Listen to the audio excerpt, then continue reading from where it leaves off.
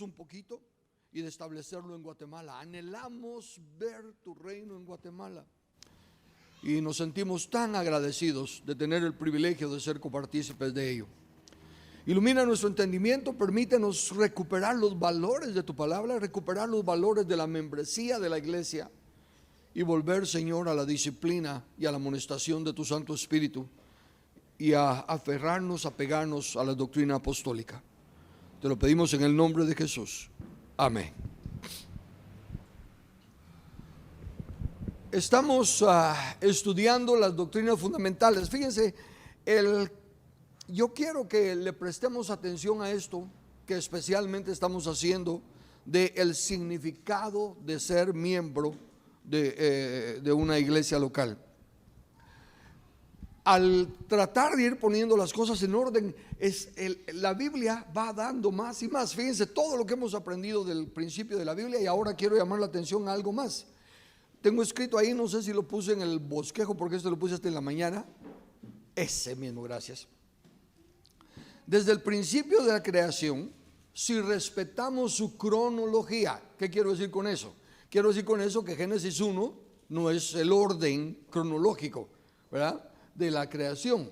Entonces, si respetamos su cronología, encontramos que antes de que el Señor declarara que todo lo que hizo era bueno en gran manera, primero dijo que había algo que no era bueno, ¿verdad? ¿Se recuerdan? Aunque está en el capítulo 2, pero cuando dijo no es bueno que el hombre esté solo, cronológicamente eso fue antes de crear a la mujer. Y cuando dijo que todo era bueno, ya había creado a la mujer. Entonces, lo primero que tuvo que corregir fue la única cosa que vio que no era buena, y eso fue la soledad o el individualismo del hombre. Quiero llamar nuestra atención a esto porque, fíjense, siempre, al menos yo, lo agarraba de que Dios no quiere que conozcamos el bien y el mal. Después dije, no quiere que conozcamos el bien y el mal porque entonces eso nos hace jueces cuando ya decidimos esto es bueno y esto es malo. Pero ahora le añado, es el individualismo, la independencia del hombre, la que también Dios no quiere. Por eso dijo, no es bueno que el hombre esté solo en contexto de trabajo. Entonces, debido a que la única prohibición dada se enfoca en no querer alimentar ese deseo o naturaleza de sentirse independiente, pudiendo decidir por sí mismo, aclaremos que Dios sí quiere que sepamos lo bueno y lo malo. Noten, por ejemplo, dice examinarlo todo y retener lo bueno. Para examinarlo todo y retener lo bueno, que implica que sí estamos diferenciando entre bien y mal. También dice que aborrezcamos lo malo y sigamos lo bueno. O sea que Dios sí quiere que sepamos entre bien y mal. Lo que no quiere es que pensemos que nosotros individualmente sabemos lo que es bueno y lo que es malo. Tiene que haber un consenso, tiene que haber un trabajo en equipo, tiene que haber multitud de consejos. Hay cosas que sabemos por nosotros mismos que son buenas y malas, pero es porque Dios ya las declaró buenas y malas. Es porque ya hay un consenso de lo que es bueno y lo que es malo. En el diplomado que estamos impartiendo, cuando William habla de la ética, él usa el ejemplo de que en todas partes se sabe que martirizar a los bebés, ¿cuál es la palabra? No martirizar, torturar a los bebés, a los niños, es malo. En cualquier parte del mundo es malo. ¿Por qué es malo? Porque ya está establecido por Dios que es malo. Entonces hay cosas que sabemos que por nosotros mismos, pero es porque ya están establecidas por Dios. De ahí que para hablar de la membresía, para restaurar esto es fundamental. Yo quiero usar cuando estoy dando yo la lección de derechos inalienables, la Declaración Universal de Derechos Inalienables en el diplomado, al llegar al artículo 15, dice: toda persona tiene derecho a una nacionalidad. A nadie se privará arbitrariamente de su nacionalidad ni del derecho a cambiar de nacionalidad. A ver qué tan aplicados estamos con lo explícito e implícito. ¿Qué está implícito ahí en lo de la nacionalidad? No explícito, implícito. Lo explícito es que a nadie se le privará arbitrariamente de su nacionalidad. ¿Qué es lo implícito? Que ya tiene una nacionalidad. ¿Perdón? Que la persona ya tiene una nacionalidad. Sí, eso está explícito. y nadie se le privará de su nacionalidad. ¿Se le puede? Privar de su nacionalidad no arbitrariamente. Exacto, exacto. ¿Ah? Arbitrariamente, vayamos arbitrariamente. Dice, voluntad no gobernada por la razón, sino por el apetito o capricho. Entonces a nadie se le puede quitar. Bueno, de aquí en adelante todos los que no sean de tal estatura ya no son guatemaltecos. Eso sería una violación caprichosa. Pero el punto es, el énfasis que yo le hago a la gente en el diplomado, y quiero hacerlo aquí, es que sí se puede privar a alguien de su nacionalidad. ¿Verdad? ¿Cómo se le, cuándo, a quién se le, qué implica? Primero veamos qué implica violar a alguien de su nacionalidad. ¿Qué implicaría que te quiten tu nacionalidad?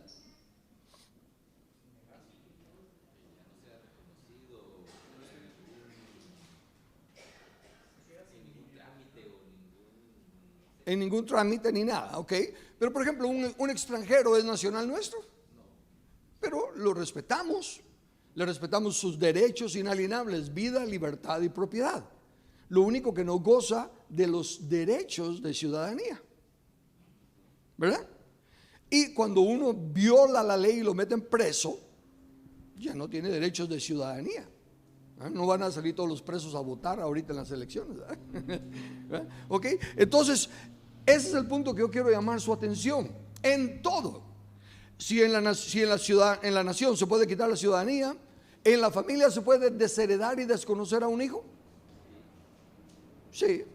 Entonces la iglesia, que es ambas, nación y familia, también se aplica y se excomulga a una persona. Pero ahora va otra vez lo implícito. Para poder excomulgar o para poder desconocer a alguien, primeramente queda implícito que ha sido reconocido. No se puede desconocer a alguien que primero no ha sido reconocido. Eso de por sí ya está hablando de la necesidad de la membresía. No se puede excomulgar de la iglesia a alguien que no es miembro. Viene ahorita aquí una persona que persiste en estar en pecado y le decimos, lo excomulgamos. ¿De qué si no es miembro? ¿Eh? No es miembro. Solo podemos excomulgar a los que son parte de. De ahí que es importante volver a los principios bíblicos y aceptar que si somos un cuerpo y somos miembros del cuerpo, no podemos ser independientes. Tenemos que pertenecer. Y desde luego, este es mano, tú tienes mano, y es solo que es mano de otro cuerpo.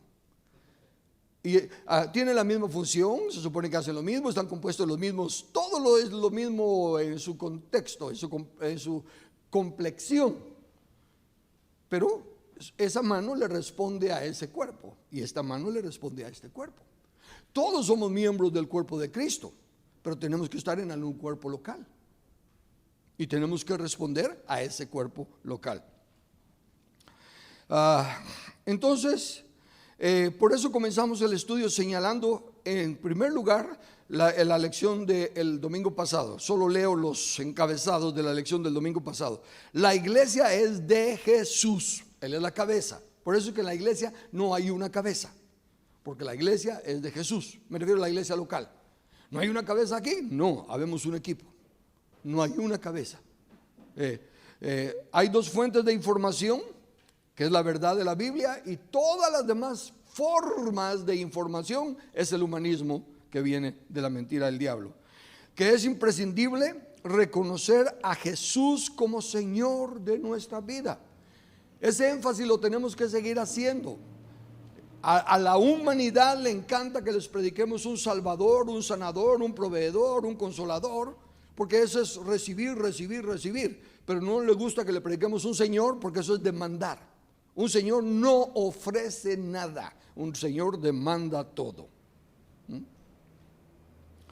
Reconocerle como Señor, lo que conlleva nacer de nuevo, el arrepentimiento verdadero y la confesión del señorío de Cristo. Entonces hoy vamos a pasar a ver una de las dos ordenanzas que se tienen en la iglesia.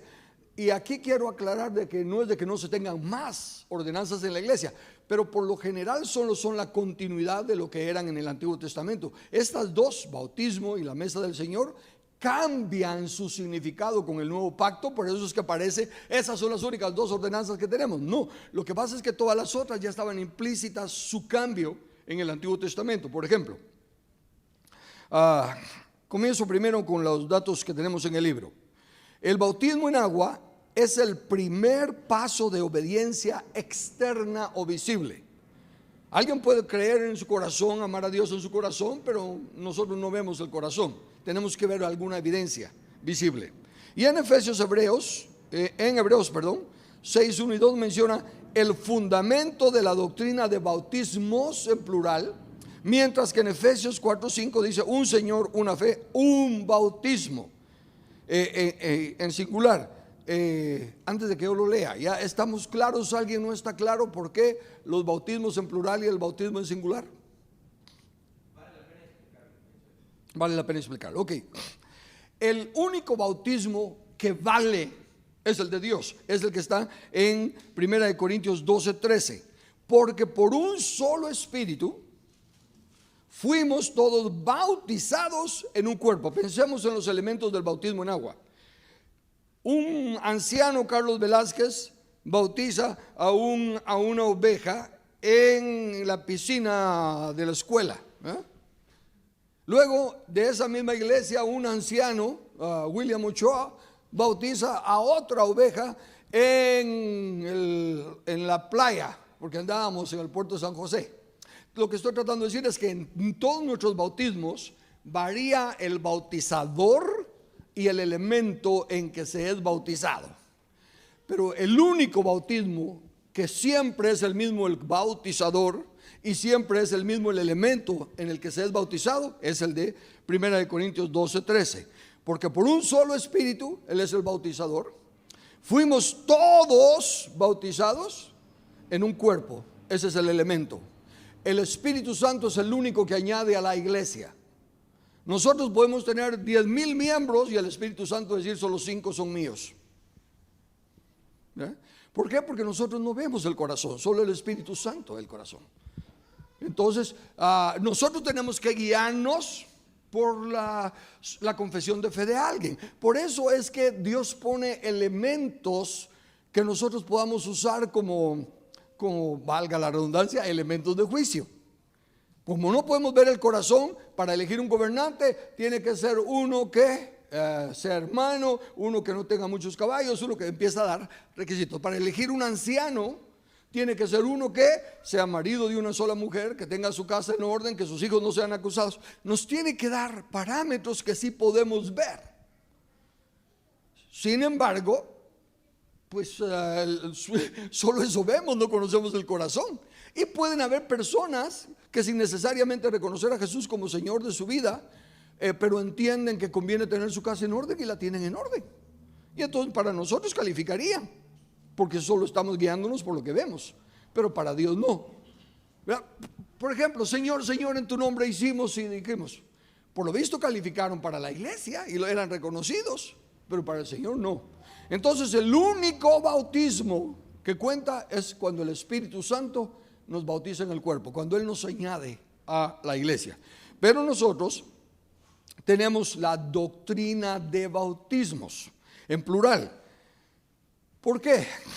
Porque se nos habla del bautismo en agua, que es el primero, que es un bautismo de arrepentimiento y de identificación, es una obediencia.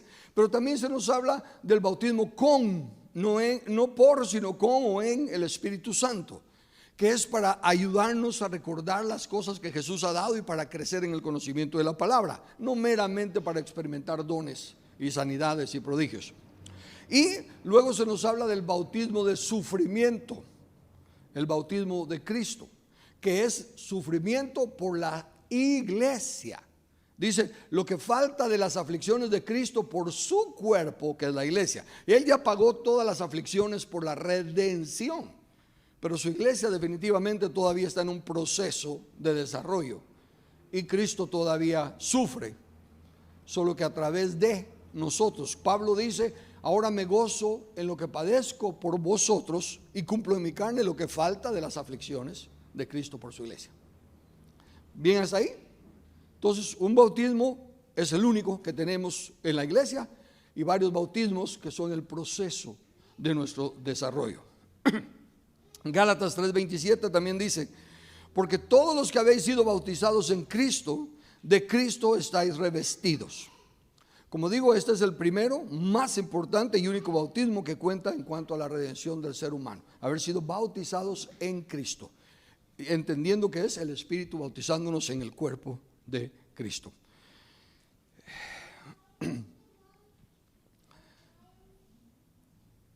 Es obvio que si somos parte de algo, dependemos de ese algo. Y ese algo es más importante que lo que nosotros somos parte de. Y si somos parte del cuerpo de Cristo, y el cuerpo de Cristo es la iglesia, es más importante la iglesia que nosotros individualmente. Y eso es sumamente verlo. Cristo no viene por individuos. Hay tantos textos que se han personificado y hay tantas cosas que se dicen en la iglesia muy románticas, ¿verdad? Como que si tú fueras el único pecador, por ti hubiera muerto Cristo. Y me recuerdo que también la exhortación, hay un canto, son de los cantos viejos, pero dice, solo faltas tú, ¿verdad? Todavía hay espacio para ti, solo faltas tú. Como, y haciéndolo por lo individual, pero no, la Biblia no habla de individual, la Biblia habla de un programa, de un plan de Dios. Y nosotros tenemos que ser parte del programa, parte del plan, parte del cuerpo, parte de la novia, parte del ejército, parte. Todo lo que habla es de nuestra dependencia, o interdependencia sería la palabra correcta, porque donde nos ayudamos mutuamente, pero nada individual. La responsabilidad de la redención sí es individual. Nadie puede recibir a Cristo por mí. Pero ¿se recuerdan cuando estábamos dando la serie Tu Dios Reina? Cómo les mostraba que donde iba la simiente de la mujer, todos recibían el beneficio de que la simiente de la mujer estaba ahí. Aunque no creyeran, aunque no tuvieran nada que ver, como ahí estaba la simiente, en ese tiempo, en esa época de la historia y en ese lugar, se recibía bendición. Pasado ese tiempo, todo aquello volvía a ser lo mundano y pecaminoso que era antes. Lo mismo entonces en la iglesia.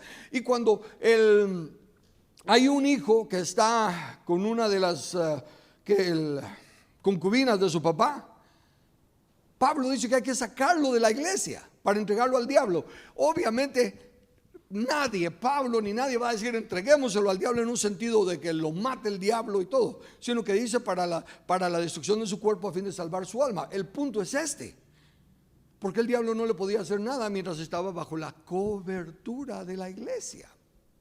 Hay una cobertura que Dios, por su misericordia, Dios es aquel que nos ordena a nosotros que el justo, aún jurando en daño suyo, no por eso cambia. Él es justo. Y si dice que su iglesia goza de su protección, muchos que están en la iglesia están gozando de la protección porque Él es justo. Pero al ser cortados de esa comunión, perder su derecho de ciudadanía, entonces ya quedan expuestos a las artimañas del enemigo. La iglesia local ha dejado esas ordenanzas para que sean evidencias externas. Por ejemplo, en el Antiguo Testamento la circuncisión, ¿ya no se practica la circuncisión? Bien, lo que pasa es que desde el Antiguo Testamento decía que quería que fuera la circuncisión del corazón. Por eso es que no la vuelve a repetir como una ordenanza, porque queda implícita. Como dije, solo el bautismo y la mesa del Señor cambian su significado con el nuevo pacto. Las otras no. Por ejemplo, ¿qué más veo del otro? Circuncisión en el antiguo pacto, el del corazón. El día de reposo, ya no hay día de reposo. Bien, solo que también estaba implícito desde la creación. No es algo que se tenga que cambiar ahora en el Nuevo Testamento. Sigue siendo un día santo para Dios. Que nosotros con la luz de la palabra hemos entendido que las primicias son de Dios. Por lo tanto, del primer día que Él invitó al hombre a obtener reposo, el séptimo día de la creación fue el primer día que Dios invitó al hombre a entrar en su reposo. Y por eso es que nosotros lo hacemos el primer día. El diezmo sigue siendo de Dios. O el diezmo no era de Dios en el Antiguo Testamento y en el Nuevo Testamento ya no es. Sigue siendo de Dios, sigue siendo para aprender a Dios y sigue siendo de llevarse al alfolí para que haya alimento en su casa. No es que ya no hay esa ordenanza, sino que esa era la ordenanza desde un principio, por lo tanto sigue igual. Y que, bueno, eso, ¿alguna pregunta o algo de eso aquí? Me explique, sí, Víctor Hugo, di. Ahí te va a llevar el micrófono. No es sobre lo último, sino sobre el bautismo, Chalí. En la iglesia tradicional se nos enseñó el bautismo en agua como un primer paso, pero me recuerdo que inmediatamente que uno salía, oraban por uno para que viniese el derramamiento del Espíritu Santo como un bautismo. El bautismo que tú nos has hecho recordar ahora en Corintios, ¿cómo podemos identificar que la persona, o eso solo lo hace Dios, que está bautizado por el Espíritu Santo o por alguna manifestación en su conducta, expresión, en su, no sé? Yo te diría que tendrá que verse por sus frutos se conocerá el árbol. Porque entre los textos más adelante, ¿te recuerdas? Están hablando a Pedro, al centurión y a los de su casa, y no han ni terminado de predicar Pedro y ¡pum! Cae el Espíritu Santo sobre ellos. No, o fue a que no hubo una respuesta de ok, ¿cuántos quieren recibir a Cristo? Ni nada, sino que el Espíritu Santo vio los corazones dispuestos que llenaban los requisitos y ¡pum! Los bautizó. Entonces, no, por eso comencé diciendo, nosotros no conocemos el corazón, por eso tenemos que ver algunas evidencias palpables, mientras que Dios va a lidiar con las personas de acuerdo a si son sinceras o no. Eso ya se las arregla Dios con ellos, ¿no? Okay. Ahora, el bautismo y la mesa del Señor sí cambian su significado en el nuevo pacto, y por eso es que son enseñados explícitamente, porque no son una continuidad de lo que ya estaba en el Antiguo Testamento. El bautismo, por ejemplo, en el Antiguo Testamento, las similitudes, todo el que se bautizaba en el nombre de un rabí, en el nombre de un maestro, era que se identificaba con las enseñanzas de ese maestro, pero no estaba sometiéndose totalmente toda su vida, su matrimonio, sus negocios, ni nada al maestro, sino que se aferraba a esas enseñanzas y hasta cierto punto era temporal o circunstancial, porque podía oír a otro maestro y cambiarse de maestro. En cambio, el Señor demanda, si alguno quiere venir en pos de mí, niéguese a sí mismo. Él sí requiere una totalidad de sumisión y de entrega.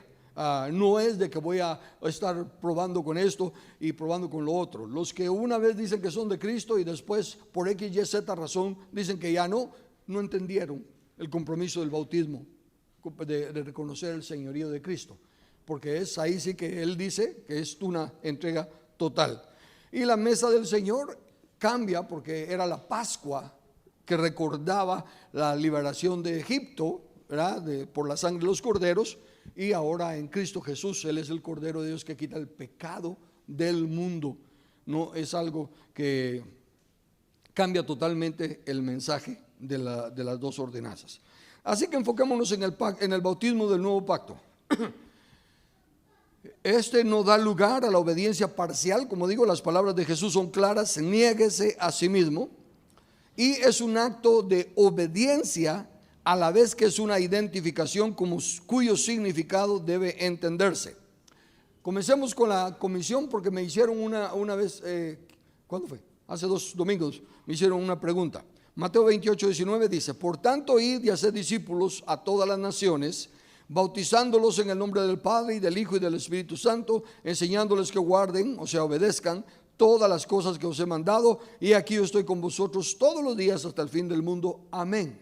Como yo he estado haciendo bastante énfasis en que es discípulos a, no en, ¿verdad? Entonces correctamente me abordó alguien y me dijo: bueno, pero mira, pero ¿qué de Marcos y Lucas? ¿Verdad? Ahí ellos no están hablando de las naciones. Y entonces dije: oh, bueno, tienes razón, déjame verlo desde la perspectiva que tú lo estás presentando. Y veo, en primer lugar, Así, la primera respuesta es de que aun cuando dice hacer discípulos a las naciones, es hacer discípulos ¿a quiénes?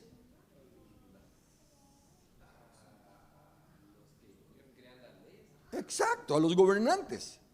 ¿Por qué? Porque lo que se necesita es que las leyes de la nación sean las leyes de Dios, ¿verdad? Entonces, obviamente, sí habla de hacer discípulos a hombres, pero en el sentido de las leyes, no es en un sentido de cristianismo. Esa es, ¿por qué? Porque un gobernante puede estar llevando a cabo las leyes de Dios. Israel, otra vez Israel, es que Israel es el mejor ejemplo. Ellos están guardando la ley de Dios, pero no son cristianos. Pero la nación sí es cristiana, porque la nación guarda la ley de Dios.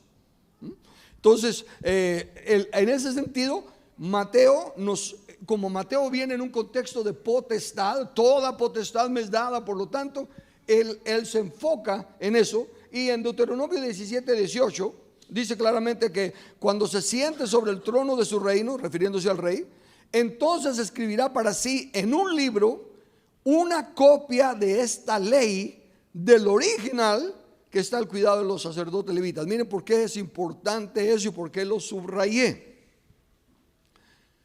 Porque hoy, no sé si ya vieron, ya lo pusieron algunos en Facebook, otros lo han mandado por WhatsApp, que un personaje compró una de las casas publicadoras de libros cristianos y consecuentemente de Biblias. Ya está en venta la Biblia con teología incluyente. Es una Biblia en la que se quitan todos los problemas a los homosexuales, esos versículos donde dice que es abominación y desaparecen y todo lo demás. Y tristemente en el futuro, de no haber un cambio de nuestras partes, habrán otras personas que van a considerar esa una Biblia como las demás Biblias, porque ahí en la misma tienda van a vender la Biblia Reina Valera y van a vender esta. Entonces, ¿cuál es lo importante entonces de esto? ¿Quién ve por qué subrayé eso?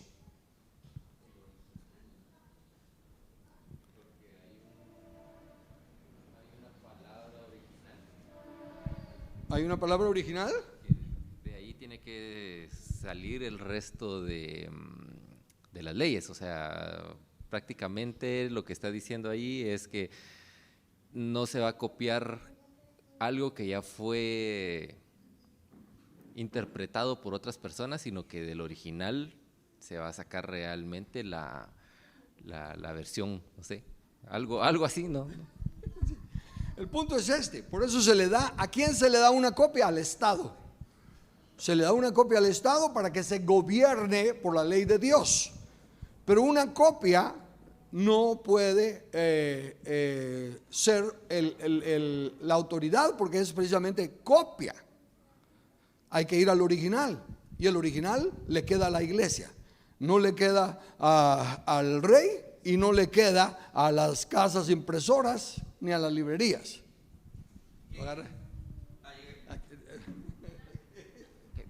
¿Y dónde está ese original? O sea, en nuestros tiempos realmente, ¿de dónde sacamos esa información? Porque ahorita hay tantas versiones que no se sabe. Sí, el original sigue siendo las versiones que se encontraron del Mar Muerto y todas esas cosas, los papiros originales que existieron, de las cuales se copiaron varias de las versiones. Y por lo general, todas las versiones están con la verdad. La diferencia es que, como he dicho, una palabra en hebreo o una palabra en griego tiene 2, 3, 4 y más significados, y cada traductor, dependiendo de su inclinación, ¿verdad?, agarra la palabra que más considere por su propio sesgo personal. Por eso es que es necesario ir al original, y que yo uso mucho el que vamos al original, porque esta palabra también puede significar esto. Por ejemplo, Efesios 6:12. ¿Me entiendes? Que todo lo agarran como demonios. Ni una sola vez se menciona demonio en todas esas palabras, ¿verdad? Y por eso es que está el original. Si no tuviéramos el original, tendríamos que creer lo que nos han dicho, que son demonios, porque no tenemos lucha con, ¿ves? Entonces ahí están usando un argumento, un raciocinio humano. Si no estamos luchando contra humanos, luchamos contra demonios. pero tenemos el original, ¿verdad? Y entonces podemos ver los errores. Entonces aquí el punto es este: el gobierno no puede cambiar nada de religión. El gobierno no tiene. Esta porción es una de las porciones que mejor ilustra separación de iglesia y Estado, pero en su sentido correcto. No es que la iglesia no se mete con el Estado, es de que el Estado no se mete con la iglesia. Quien tiene el original es la iglesia. La iglesia le puede cambiar las copias al Estado, pero el Estado no puede cambiar el original. Ok, entonces vamos sigo otra vez en la Gran Comisión. En la de Mateo vemos que está en un contexto de potestad, y por eso puse eso. Ahora Marcos dice en el capítulo 16, versículos 15 y 16, y les dijo: id por todo el mundo y predicad el evangelio a toda criatura. El que creyere y fuere bautizado será salvo, mas el que no creyere será condenado. Aquí es donde entra otra vez la importancia en el contexto de ver quién dice qué y por qué lo dice. Marcos, todo el evangelio de Marcos se caracteriza porque él va al hueso. Él va de una vez al grano, no anda con explicaciones ni nada, y da por sentado muchas cosas. Por ejemplo, aquí él dice: el que creyere y fuere bautizado. Si tomáramos solo Marcos, como algunos hacen, implicaríamos entonces que el bautismo es necesario para la salvación. ¿Por qué? Porque el que creyere y fuere bautizado será salvo. Pero luego tenemos otros textos que nos dicen que no es así. El ladrón en la cruz no pudo bautizarse, pero Jesús le dijo: hoy estarás conmigo en el paraíso. Y si venimos a nuestros días, se convierte en un anciano, se convierte en una persona en su estado, en su lecho, que no puede bautizarse. Si no se bautiza, no va a valer su conversión. Entonces, ¿qué pasa? Marcos está dando por sentado. Dice claramente: si se predica el evangelio, Marcos está hablando, se predica el evangelio de Jesús el Señor, el evangelio del reino. Y el que lo creyere, pues también tiene que obedecer. Y una de las cosas que está diciendo que tiene que hacer el que se convierte es bautizarse. Entonces lo da por sentado. Y dice: será salvo, más el que no creyere. Fíjense, no dice más el que no fuera bautizado, sino que más el que no creyere, porque él está dando por sentado: el que creyere se bautiza, el que no cree, pues de plano no se bautiza. Pero no dice más el que no se bautizara. Entonces, aquí ya está hablando de las personas. Aquí no le está hablando a la nación, aquí está hablándole a las personas. En Mateo claramente dice: hacer discípulos a las naciones. Aquí está diciendo: ir por todo el mundo. ¿Y qué hay en todo el mundo? Naciones. Pero aquí ya está siendo específico de las personas. Luego en Lucas 24, 46 al 48, y les dijo: así está escrito, y así fue necesario que el Cristo padeciese y resucitase de los muertos al tercer día, y que se predicase en su nombre el arrepentimiento y el perdón de pecados en todas las naciones, comenzando desde Jerusalén, y vosotros sois testigos de estas cosas. Contrario a Marcos, Lucas es un médico. Lucas está interesado en la medicina y su administración. Entonces él está diciendo: se predica en el nombre, o sea, con la autorización de Jesús. ¿Y qué se predica? Arrepentimiento. Ven cómo el enfoque de la prédica nunca es a Salvador, sanador, proveedor, todas las cosas que hoy tratar de ganar miembros para tener números en las iglesias, y mientras más se les ofrece, entonces más miembros tiene uno. Pero se ha perdido la esencia del discipulado de Cristo. Se ha perdido la esencia del compromiso a sufrir si es necesario por Cristo. Hoy en día ya no hay, hasta el número de misioneros ha bajado tremendamente en la iglesia evangélica. Ya no hay personas que sientan aquello de estar dispuestos a ir a pasar hambre o a ir a pasar adversidades en otro país y todo para llevar el evangelio. Eso ha cambiado tremendamente. Entonces dice: uno, se predica con la autorización de Jesús. Lo que se predica es arrepentimiento de pecados, no los beneficios ni las promesas que serán resultados consecuentes de haber sido curados del pecado. El doctor no dice: mire, si usted se opera y si usted se toma esta medicina, ¿verdad?, entonces usted va a poder viajar a Walt Disney, entonces usted va a poder... No, el doctor no se preocupa de los beneficios o los resultados, sino que de esto es para tratar con su mal.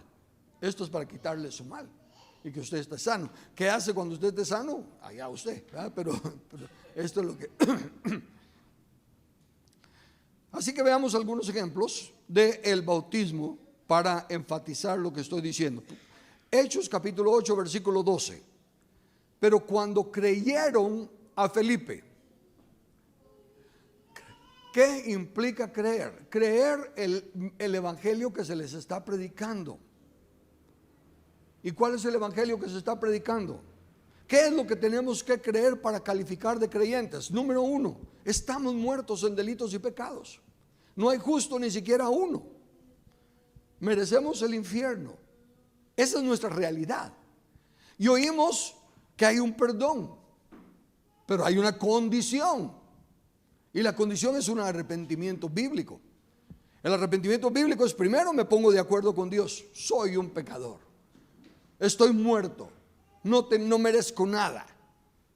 No es de que he sido una buena persona por años y que ahora... No. Soy ¿Hay alguien peor que yo? No. ¿Por qué? Porque el pecado nos mata a todos por igual. Yo no he robado, yo no he matado, yo no he adulterado, pero estoy muerto, tan muerto como el que ha robado, matado y adulterado. Entonces, arrepentimiento es un reconocimiento de mi condición. Merezco el infierno. Cuando yo ya tengo ese entendimiento, todo lo demás es ganancia. No puedo esperar que ahora, porque soy cristiano, ahora se me van a arreglar todas las cosas, ahora voy a ser feliz, ahora no. Sencillamente he sido perdonado. Se ha restaurado mi oportunidad de caminar ahora en obediencia, porque nací de nuevo y nací como bebé. Les decía yo ahorita que estuve en Huehue, estuve 4 días en Huehuetenango, y les decía yo, aunque se convierta un doctor en filosofía, aunque se convierta un abogado, aunque se convierta un cantante famoso, aunque se convierta quien se convierta, es un bebé en Cristo.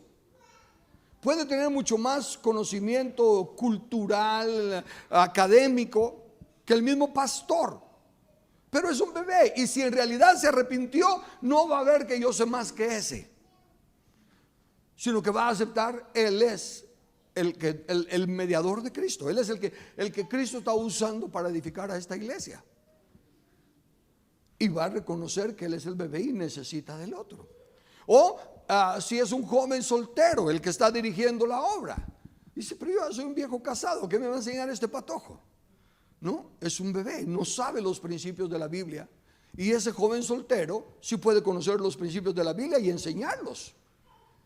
Ese concepto de que yo te entiendo porque he pasado por lo mismo ha tomado el lugar del conocimiento de la Biblia. Entonces se le hace más caso al que tiene experiencia que al que tiene conocimiento de la palabra. Yo prefiero que me aconseje porque ahí lleva 20 años de casado, ¿verdad? Claro que da de tener una experiencia tremenda, ya lleva 20 años de casados. Pero hay alguien que es soltero, que conoce los principios de la palabra, me va a dar un consejo más acertado. Entonces, esos razonamientos humanos son los que han hecho que se diluya el evangelio del reino y el concepto de membresía de la iglesia. Porque entonces se le dice a las personas de la iglesia que pueden juzgar y escoger cuánto aceptan de la iglesia y cuánto no. Pero cuando creyeron a Felipe, que anunciaba el evangelio del reino de Dios, ¿qué 4 elementos hay en el reino? Rey, territorio, leyes y súbditos. ¿Y quiénes son súbditos del reino? Los que obedecen las leyes, no los que están en el territorio, solo los que obedecen las leyes. Entonces, eso es lo que se ha perdido grandemente en el cristianismo. Cuando creyeron a Felipe, que anunciaba el evangelio del reino de Dios y el nombre de Jesucristo, se bautizaban hombres y mujeres.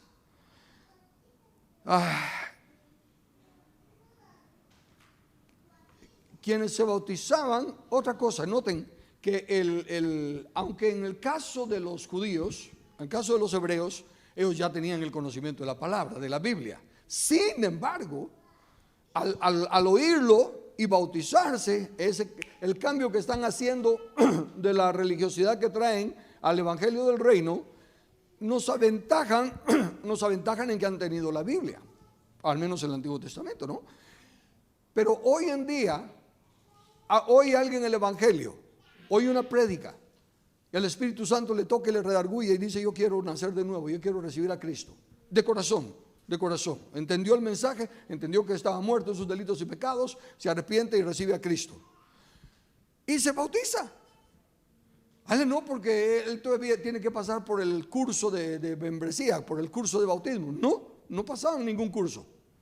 Y hasta ahí tenemos el centurión que usé. Él no era judío, o sea que él no encaja en lo que acabo de decir. Sin embargo, dice Pedro: ¿puede alguien impedir el agua para que el Espíritu ya bautizó? ¿Verdad? ¿Ven? O sea que el bautismo en agua era un acto de obediencia e identificación. No era un acto de graduación, porque ahora ya es conocedor. Pero eso implica, por un lado, que no debemos esperar de los que, como ya se bautizaron, ya debería ser más maduro. No, nosotros no podemos esperar de que porque alguien ya se bautizó es más maduro. Tampoco, por el otro lado, esperar a que aprenda para luego bautizarlo. Entonces, el bautismo es un acto de obediencia.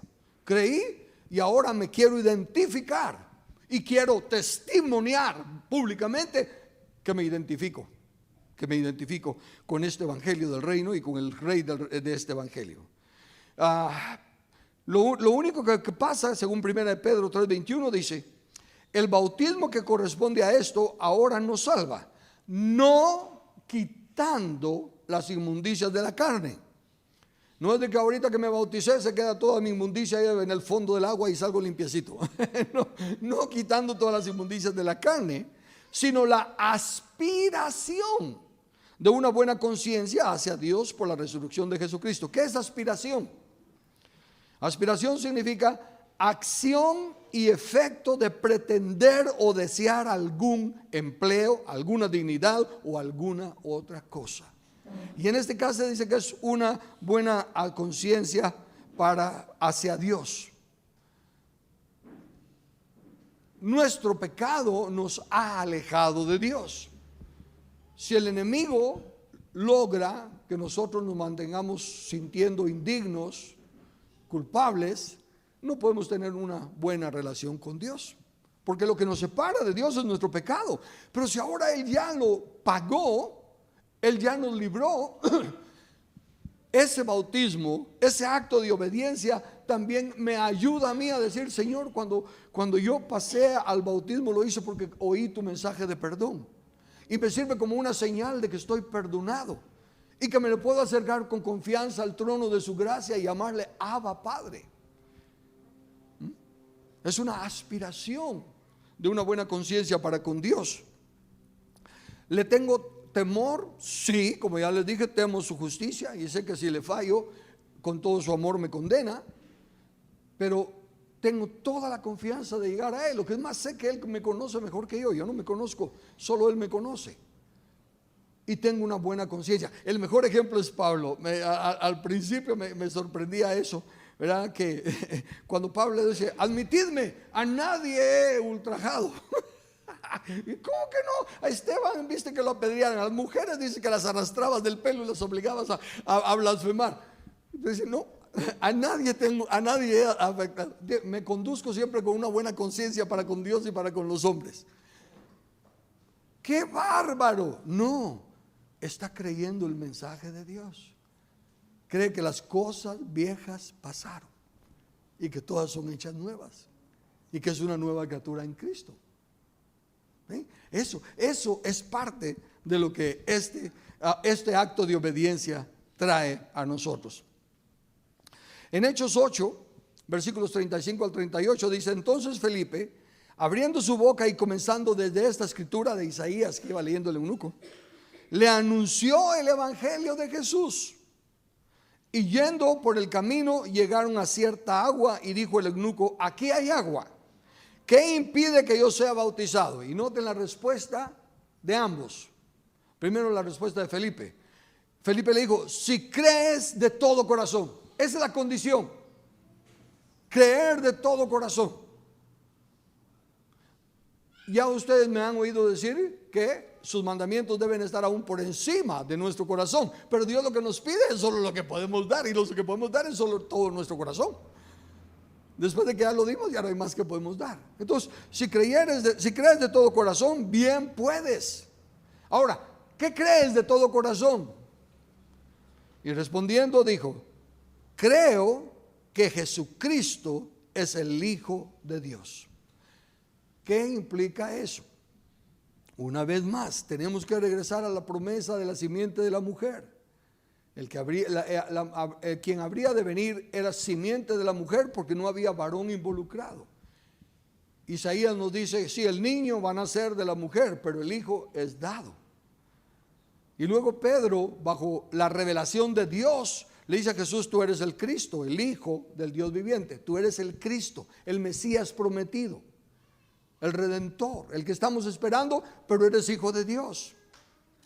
Entonces tú eres el Cristo, el Hijo del Dios viviente. Bienaventurado, no te lo robó carne ni sangre, sino mi Padre. Entonces aquí el eunuco está haciendo la misma confesión. Creo que Jesucristo es el Hijo de Dios, implicando es el Mesías, es el prometido y todo lo demás. Nosotros necesitamos, cuando ayudemos a las personas a venir a Cristo, que sepan que vienen al Rey, que sepan que vienen al Señor. Insisto, no rebajemos las condiciones que tienen que llenar, porque hay mucha membresía en las iglesias. No son membresía para comenzar. Hay mucha asistencia en las iglesias de personas que no han reconocido, que siguen teniendo esto sí acepto y esto no acepto. Y salen con un montón de hasta barrabasadas. En Facebook ya lo que hice fue quitar a unos cuantos porque me daba cólera y tristeza que son tan grandes ministros y ni en lo básico fundamental pueden estar claros. Enfatizo que creer en Jesucristo es el Hijo de Dios implica su señorío y total autoridad.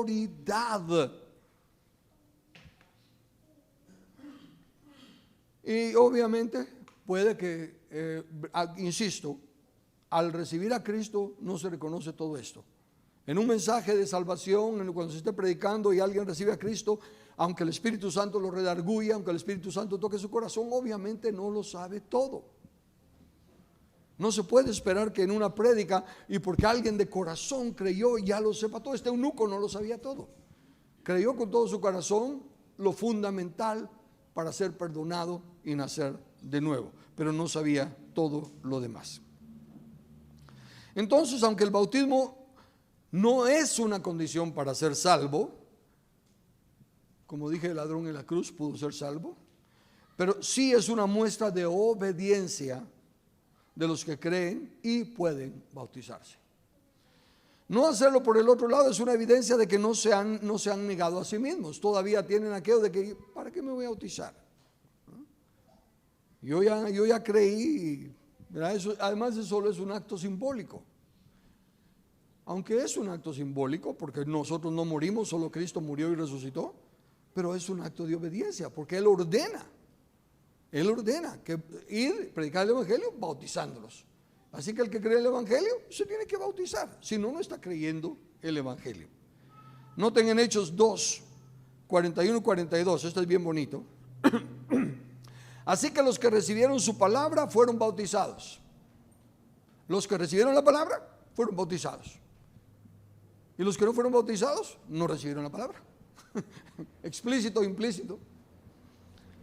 Y se añadieron aquel día como 3,000 personas y perseveraban. Después de bautizarse, ¿qué pasaba? Perseveraban.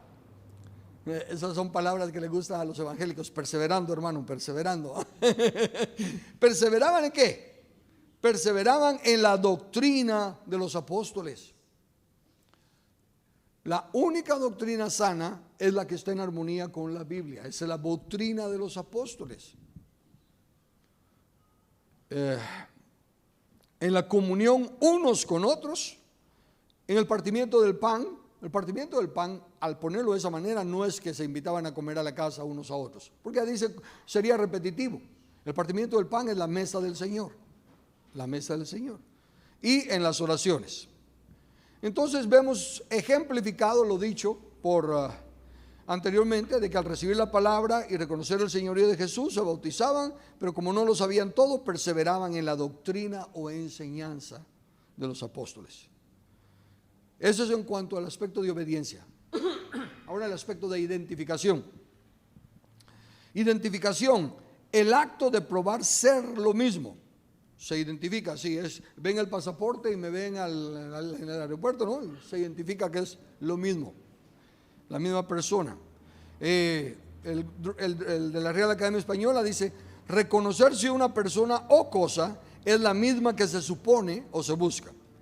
Llegar a tener las mismas creencias, propósitos, deseos, etcétera, que otra persona, identificarse con él.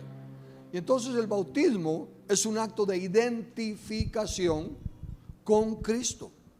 Identificarse con Él es querer llegar a ser como Él.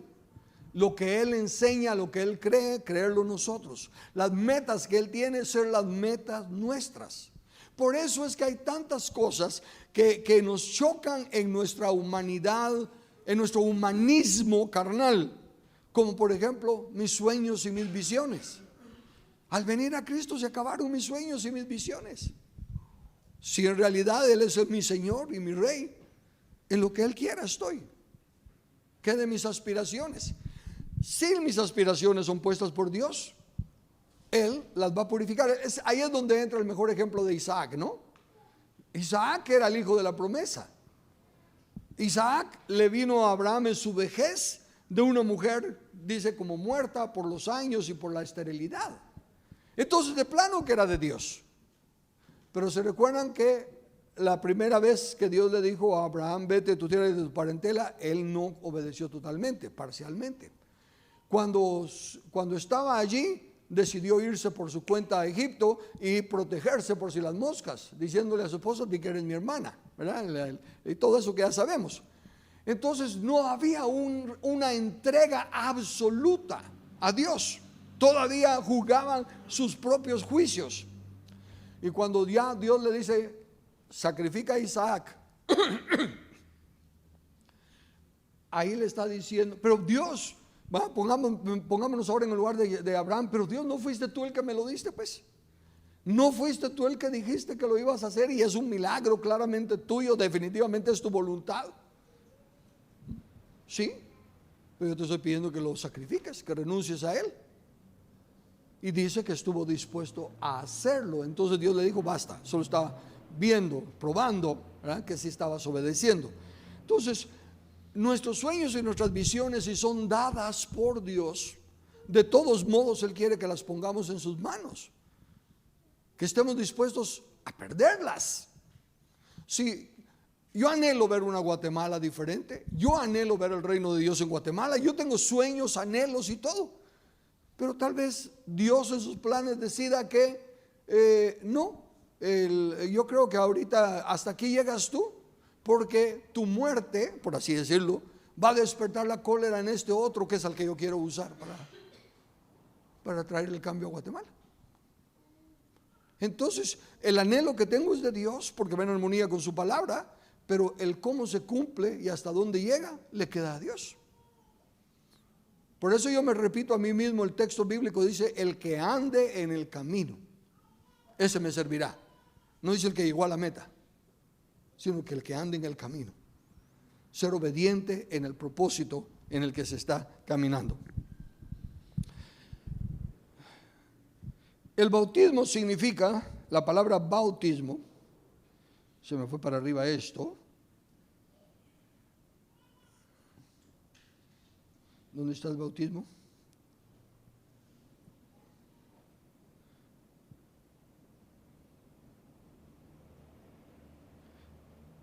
Bueno, dame el texto ahí y lo leo aquí. Bautismo.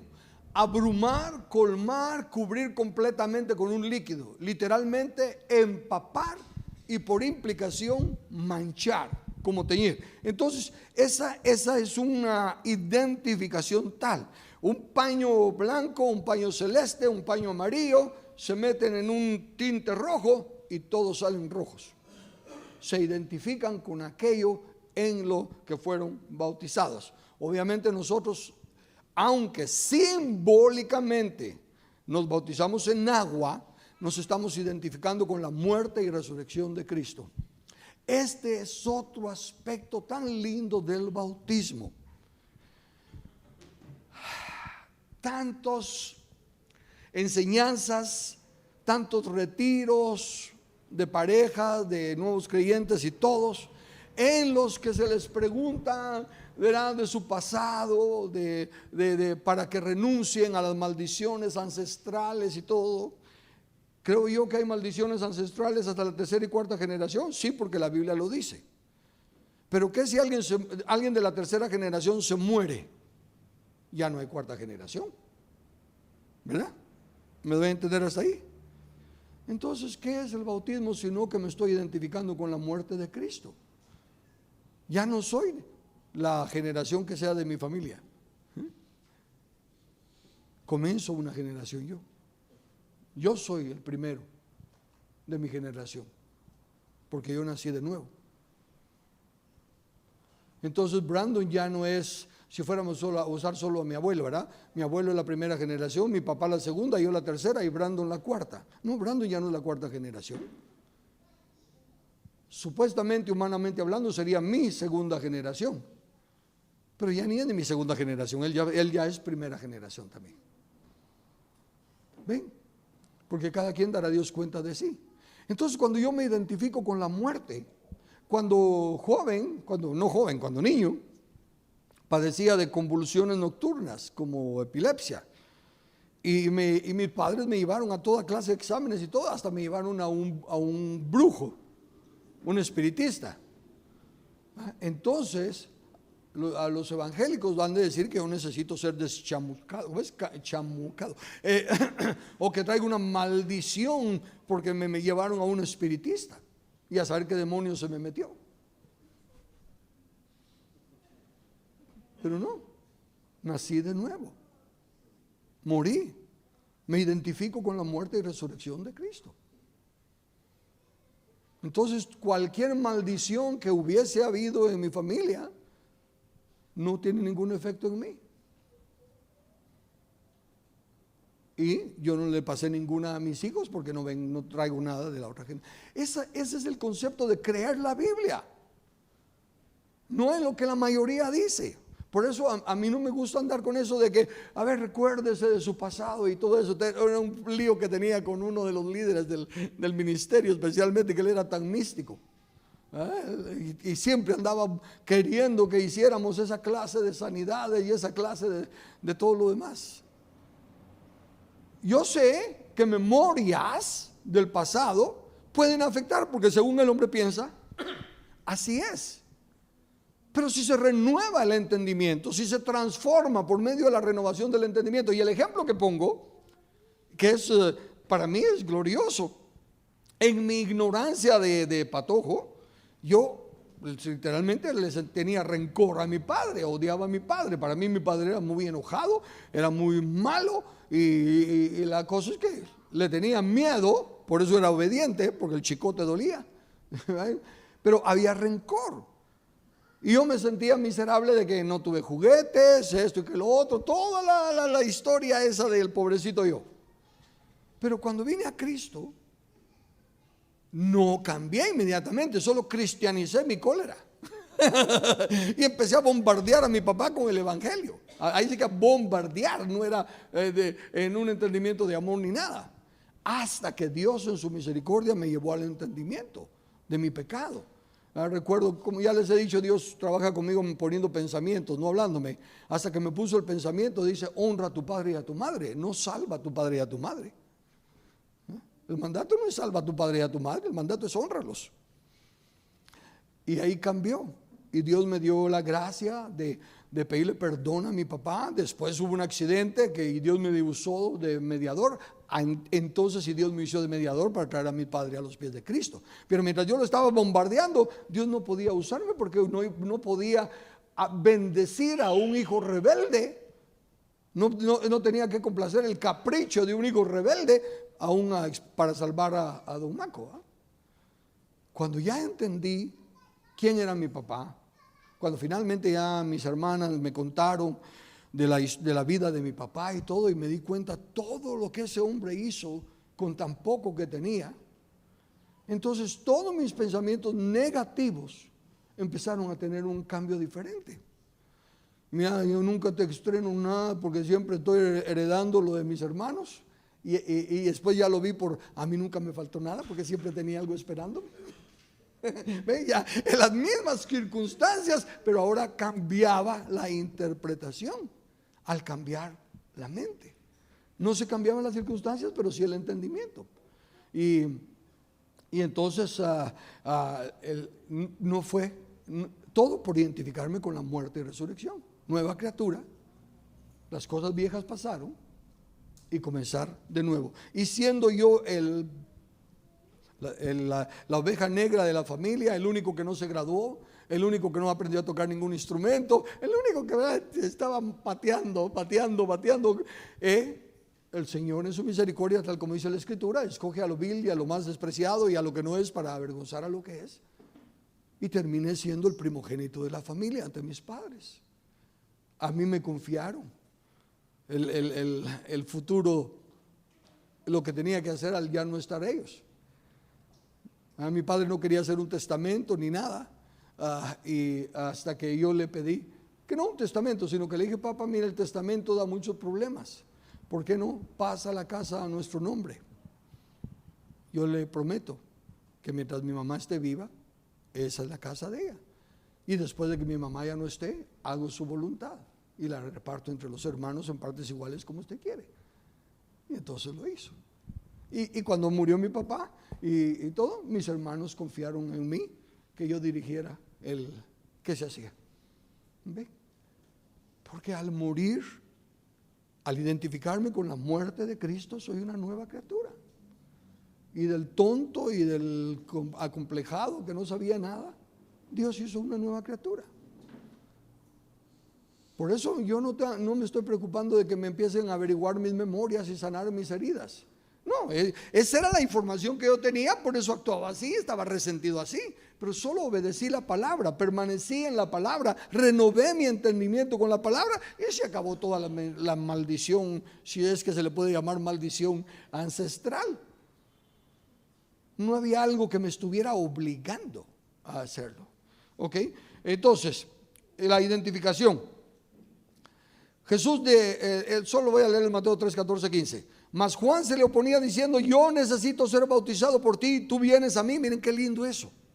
Juan reconoce: tú eres superior, el que necesita de ti soy yo.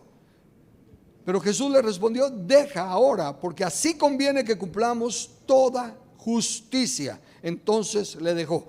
Voy a saltarme las cosas para solo llegar, porque creo que esto es suficiente. ¿Por qué se bautizó Jesús? ¿Para qué se bautiza uno? Para identificarse. Jesús no pecó, pero se identificó con nuestro pecado. Jesús no necesitaba ponerse a cuentas con Dios, pero se identificó con nosotros. Él llevó nuestro pecado, se hizo pecado con nuestro pecado. ¿Qué nivel de identificación? Entonces, de igual manera, hagámonos justicia con su justicia. El que no conoció pecado, por nosotros se hizo pecado para que nosotros fuésemos hechos justicia de Dios en él. Empezar a vernos como las personas justificadas. Y para cuando lean otra vez cuando los justos gobiernan, el pueblo se regocija, mirémonos nosotros, somos los justos. Estuve en la reunión de pastores en Huehue hablándoles de esto. Y decía: ustedes conocen el texto, pero ¿dónde están los justos? Con que sigan orando y orando y orando, que vengan justos, mientras no se pongan de la iglesia, ¿de dónde van a venir? Todo eso es parte de la identificación. Y el bautismo entonces en agua es el primer paso de obediencia y es el primer paso de identificación. Porque así como me considero muerto al pecado, me considero vivo en Cristo Jesús para sobrepasar cualquier debilidad que haya tenido. Ya no me puedo excusar, es que como cuando niño no me dieron esto, ya no me puedo excusar nada del pasado, porque eso se murió. Y el que nació es uno en Cristo, que si se queda apegado a la doctrina apostólica, a la doctrina sana, va a ir madurando hasta ser un hombre, una persona madura a la medida de la estatura de Cristo. El bautismo entonces es importantísimo. Termino allí. ¿Alguna pregunta o comentario? Por favor, allá.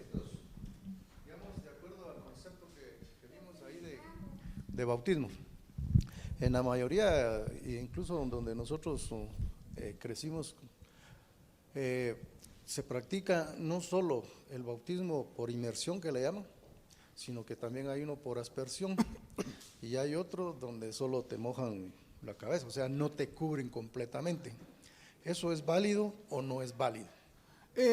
Una vez más, Dios en su misericordia nos encuentra al nivel de nuestra ignorancia o de nuestra fe, pero se requiere que vayamos cambiando y nos demos cuenta. No ese es el bautismo, es muerte y resurrección. A uno no solo lo entierra en la cabeza. Entonces el simbolismo es muerte y resurrección. Por eso la palabra que se usa, como te diste cuenta, es abrumar, cubrir totalmente.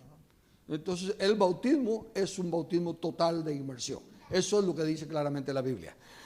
De hecho, conozco personas, siendo mi hija una de ellas, que se han bautizado 2 veces, entre comillas. ¿Por qué? Porque la primera vez lo hicieron por la amistad con una amiguita y todo lo demás sin el entendimiento.